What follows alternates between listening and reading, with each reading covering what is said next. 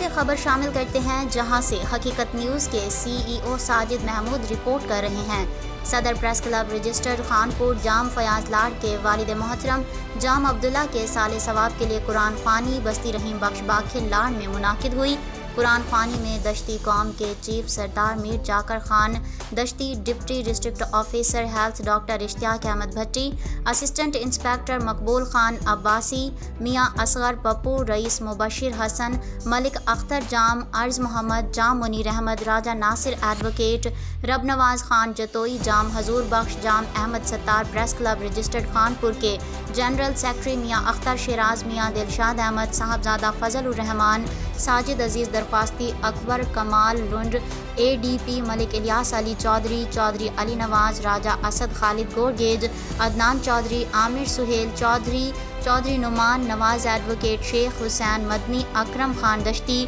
محمد انیل غوری، محمد زبیر سبحانی سمیت دیگر مکاتب فکر سے تعلق رکھنے والی شخصیات نے شرکت کی۔ جام محمد عبداللہ مرحوم کے بڑے بیٹے جام الہی بخش کی دستار بندی بھی کی گئی۔